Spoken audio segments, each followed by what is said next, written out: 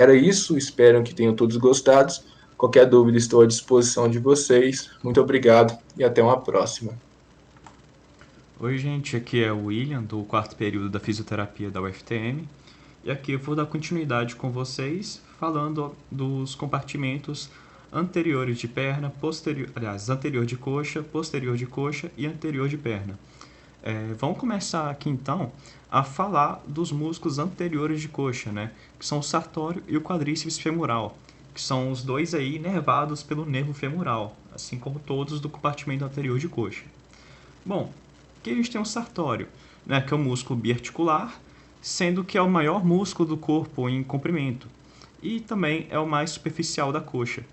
Ele recebeu esse nome porque ele vem do latim sartor, que significa alfaiate, por conta da sua ação fazer com que a perna cruze uma sobre a outra, né, formando um 4, igual está mostrando aqui na imagem, que é a típica posição de costura. Né? Aqui, gente, igual vocês podem ver, ele tem sua origem na espinha ilíaca anterosuperior, né? Que eu ressaltei bastante com vocês na monitoria passada, que também é a origem de um músculo chamado tensor da face lata. E ainda temos sua inserção medialmente à tuberosidade da tíbia, na pata de ganso, que o Lucas já tinha comentado com vocês. Por conta da sua inserção, né, ele vai fazer aí a flexão e a rotação medial da perna, né, igual todos os músculos da pata de ganso. Só que por conta dele ter sua origem no osso do quadril, né, lá no ilíaco, ele também vai ter ação nessa articulação aqui do quadril, que seria de abdução, flexão e rotação lateral da coxa, né? Então, se vocês lerem assim, vocês veem que a ação dele é bem complicada, mas aí igual, tipo, como é que fica essa ação na prática, né? É justamente fazer esse 4 aqui com a perna, né? Bem tranquilo. Não é tão difícil assim igual parece, não. Só que esse músculo, na verdade, ele não é muito forte em nenhuma das suas ações. Ele vai atuar mais como sinergista, que significa que é um músculo auxiliar de outros músculos que têm essas mesmas funções. Bom, vamos partir aqui agora para o músculo quadríceps femoral, né? Que é o principal músculo extensor da perna, ocupando a maior parte do compartimento anterior da coxa. E é também um dos músculos mais fortes do corpo. Bom, ele tem esse nome porque é um músculo femoral de 4 cabeças, né? Não, na verdade ele tem 4 cabeças principais, igual o Lucas adiantou. Na realidade, ele pode ser estudado em até 8 cabeças, né? Só que mais difícil e tal de encontrar na prática, foram sendo descobertas bem depois da nomeação desse músculo. Mas as 4 principais são o reto femoral, né, que é esse que está sendo mostrado aqui. Temos o vasto lateral, que é esse mais lateral aqui. Temos o vasto medial, que é o mais medial. E ainda temos um vasto intermédio, que não está sendo mostrado na imagem, porque ele é como se fosse aqui o reto femoral, só que ele fica abaixo dele. É bem parecido mesmo. Só tem uma diferença aí na sua origem, né? Que o vasto intermédio ele tem origem no fêmur em si, enquanto que o reto femoral vai ter origem lá na espinha ilíaca antero-inferior, igual está sendo mostrado aqui. Mas beleza. Bom, igual eu comentei com vocês, sua ação é basicamente de extensão da perna, né? Ela é relativamente simples a princípio, né? Flexão do quadril, por causa do reto femoral, que tem origem lá em cima, igual está mostrando nesse GIF aqui de baixo, e de extensão da perna. Só que ele tem várias funções importantes no membro inferior, né? Não é tão simples assim. Ele vai preparar o joelho para aceitar a carga do corpo no fim da marcha, vai absorver o impacto do calcanhar, né, na marcha também. Ele é usado para levantar de uma cadeira, igual está mostrando aqui no GIF de cima. E ele também vai ser usado para subir escada, correr, pular e várias outras ações que exigem certo impulso da perna, né? De tipo levar o corpo para frente ou para cima, que está usando bastante esse quadríceps femoral. Então, na verdade, sua ação aí é relativamente complexa, né? Mas basicamente, a princípio, faz a flexão de quadril, por causa do reto femoral, e a extensão da perna, né? Tranquilinho. Só que sua inserção também ela é tranquila a princípio, só que na verdade ela é um pouquinho mais complicada do que parece. E a sua inserção, inicialmente, vai ser na patela, né? Que é um osso sesamoide, o maior osso sesamoide do corpo, né? Que é um osso que fica entre tendões, que vai atuar como uma alavanca para o músculo, que vai proporcionar muita vantagem mecânica. Né? Como se o músculo fosse bem mais forte do que ele realmente é, por causa dessa inserção na patela. E, bom, a partir da patela, o músculo vai se fixar na tuberosidade da tíbia através do ligamento patelar, igual foi mostrado aí nas aulas de articulação do joelho. Só que, além disso, ele tem algumas inserções que é diretamente na tíbia, que seriam os retináculos do joelho, o retináculo lateral e o retináculo medial, né, que são como se fossem bandas, tiras do tendão que vão pelas laterais da patela direto até a tíbia, né, sem necessariamente passarem, ter inserção na patela. É mais para ter uma estabilidade melhor mesmo do joelho. Mas o quadríceps é basicamente isso. Agora vamos partir para o bíceps femoral, né, que é o primeiro dos músculos do compartimento posterior da coxa, que são todos inervados por ramos, né, do nervo isquiático, sendo que todos os posteriores da coxa são inervados pelo nervo tibial, além da cabeça curta do bíceps femoral, que vai receber a inervação do nervo fibular comum. Mas o fibular comum, a única coisa que ele faz no compartimento posterior de coxa, aí para a cabeça curta do bíceps femoral mesmo. Ele não tem outra ação no compartimento posterior de coxa. Bom, ele vai receber esse nome, né, porque tem duas cabeças, né, uma longa e uma curta, que se unem na parte inferior da coxa em um único tendão. É bem parecido aí com o músculo bíceps femoral em relação a como ele se comporta, né? Ou com o bíceps braquial, aliás, né? Em como suas origens, seções se comportam. Aqui vocês conseguem ver nos slides aí, né, que por ele estar no compartimento posterior da coxa, né, ele é o dos mais laterais aqui do compartimento posterior, igual vocês podem ver de verde aqui na imagem, né? E ele vai ter uma inserção lá na cabeça da fíbula. O tendão aí dele é muito fácil de identificar na palpação acima da cabeça da fíbula, principalmente quando que a perna é fletida contra a resistência, né? Tipo, quando que você, por exemplo, quer levantar da cadeira, você consegue palpar o tendão desse músculo aí abaixo, na região posterior do joelho, né? Do lado da fíbula aí. E bom, por estar na parte posterior e se inserir na fíbula, sua ação vai ser basicamente de flexão e rotação lateral da perna, enquanto que os outros posteriores também fazem flexão, só que com rotação medial. Olha só, o único músculo que vai ter inserção na cabeça da fíbula, né?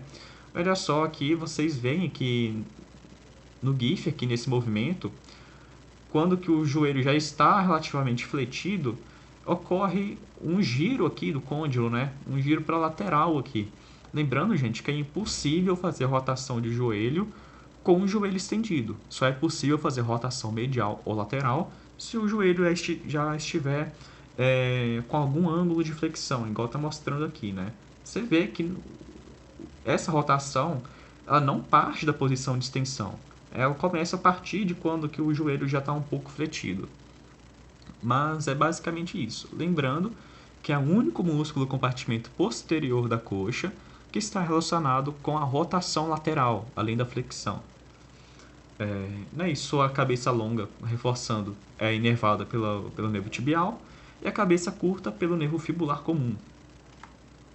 Vamos partir agora a falar um pouco sobre o músculo semitendíneo, que o semitendíneo e o semimembranáceo são ambos inervados pelo nervo tibial e têm origem, inserção, ação semelhantes, né, entre eles, além da sua inervação. Ele vai receber esse nome porque grande parte desse músculo é um tendão, mais ou menos aí um terço, metade desse músculo, em alguns casos, é só o tendão dele mesmo. Ele vai se situar medialmente ao bíceps femoral. Olha só, aqui a gente tem um bíceps da coxa, né, indo aqui para a região da cabeça da fíbula, e medialmente a ele temos o semitendíneo, que olha só, aqui já começa o tendão dele, né? Mais ou menos no terço distal do músculo já tem um tendão dele. E bom, seu tendão vai se inserir medialmente na tuberosidade da tíbia, né? Sendo aí um dos músculos, um dos 3 tendões que vão compor a pata de ganso, né? Com o sartório e o grácil, sendo que todos esses, reforçando, fazem a rotação medial da perna, além da flexão. E por conta do seu posicionamento posterior da coxa e se inserir na parte medial da tuberosidade da tíbia, reforçando, vai atuar na flexão. Olha só, aqui a gente consegue ver o seu movimento de flexão da perna aqui, né? E aqui um pouco do seu movimento de rotação, né? Rotação medial no caso. Bom, ainda nós temos aqui o músculo semimembranáceo, né? Que é também inervado pelo nervo tibial. Ele vai ter esse nome porque ele é bem largo. Vocês vão poder verificar isso muito fácil na prática. Dependendo dos casos, ele às vezes até é confundido para quem não tem muita experiência com a peça ou quem está começando agora a estudar anatomia. Às vezes ele é até confundido com o adutor magno, né, que fica do lado dele, também é bem grande. Ele fica perto do semitendíneo também, né?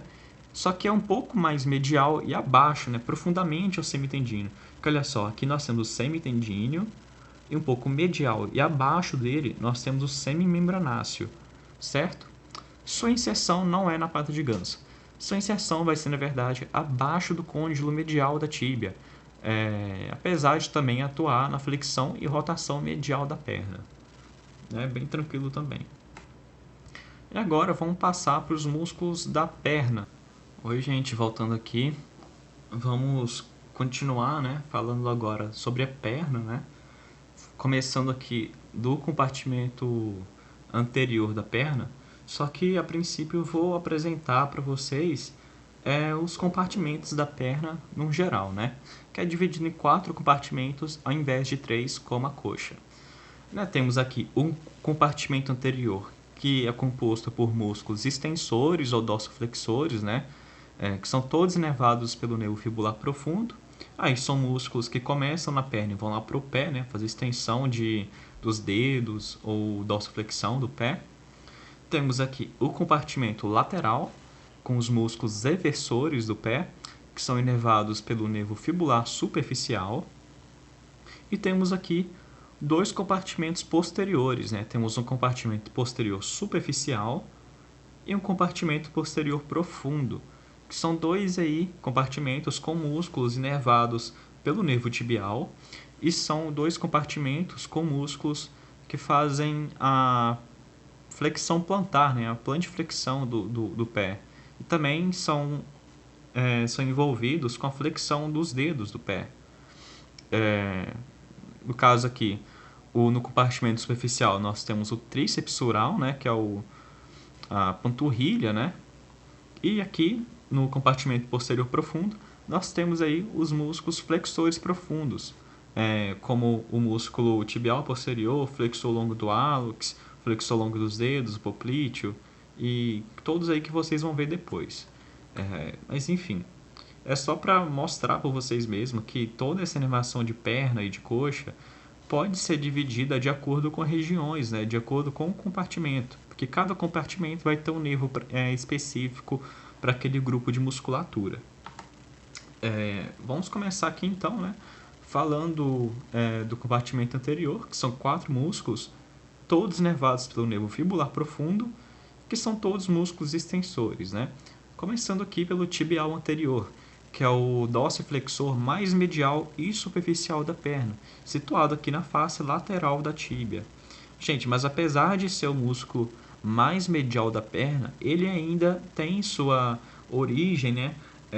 Olha só, lá no côndilo lateral da tíbia e nos 2 terços proximais da face lateral da tíbia. Por quê?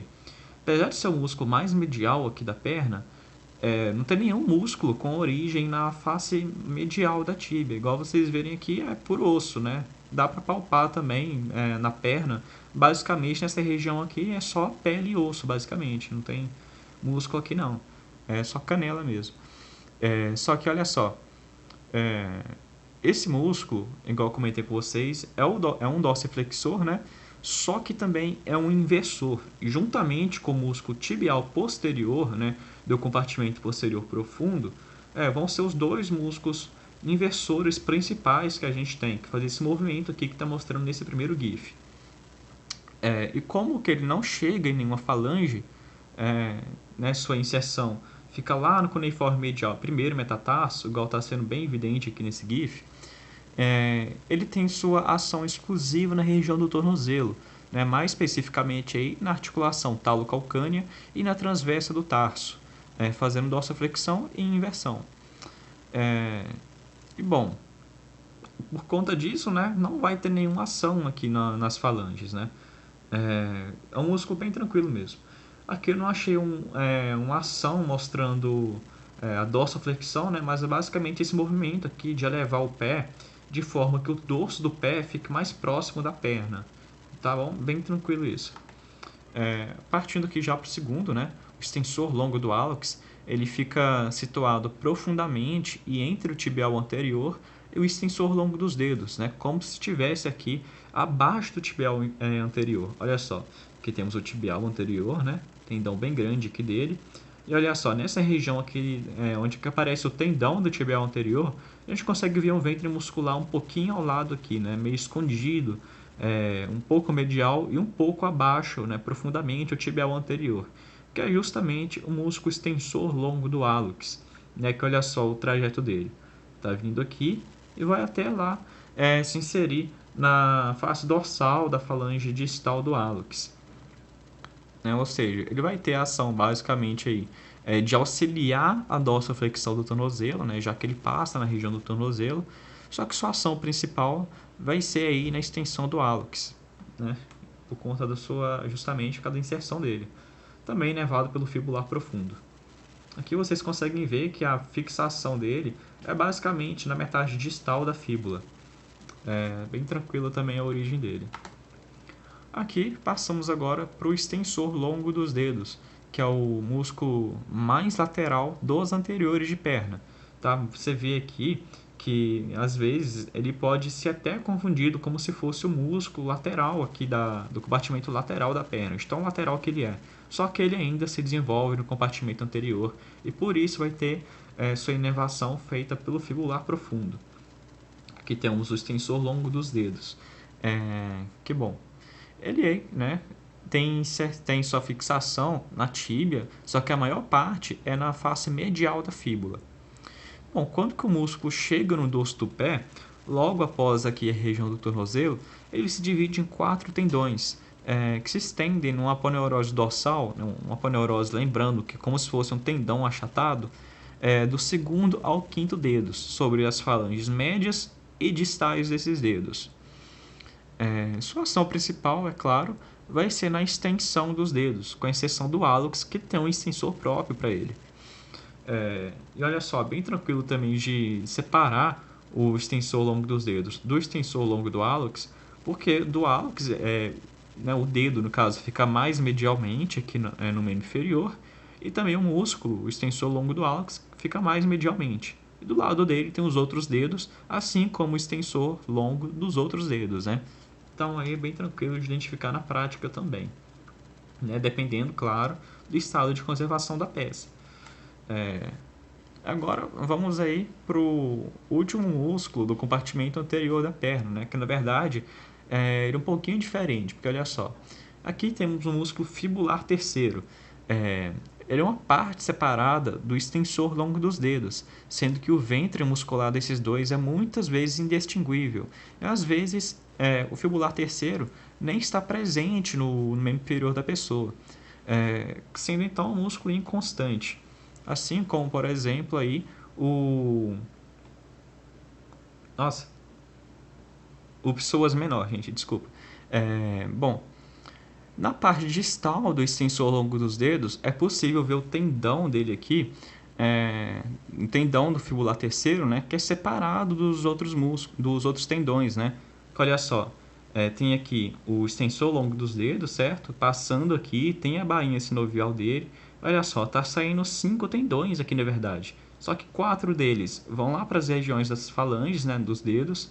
E tem esse quinto tendão aqui que vai lá direto para o quinto metatarso, olha só.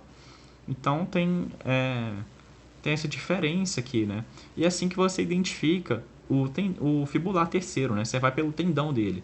Você não acha o músculo fibular terceiro, já que é basicamente junto com esse extensor longo dos dedos. Você acha mais é o tendão dele mesmo, aqui perto da sua inserção. E, bom, é o único dos músculos fibulares que não tem inervação do nervo fibular superficial, e sim do fibular profundo, né? Igual ao do extensor dos dedos, já que tem ele se desenvolve no compartimento anterior da perna, né? Só que apesar disso, assim como os outros fibulares, ele vai ter ação de eversão do pé. Olha só, aqui a gente tem um comparativo. Temos aqui a parte separada do extensor longo dos dedos, né, que seria na verdade o fibular terceiro, chegando aqui até o quinto metatarso. E aqui temos a comparação do fibular terceiro com o fibular longo e o curto, né, pelo posicionamento deles aqui. Mas é um músculo relativamente tranquilo, ele não faz muita coisa além de auxiliar um pouco na inversão do pé, não. Apesar de também ter uma função proprioceptiva aí, só que é um pouco mais complicado, a gente não vai tratar disso nessa monitoria. E agora eu deixo vocês com o patela.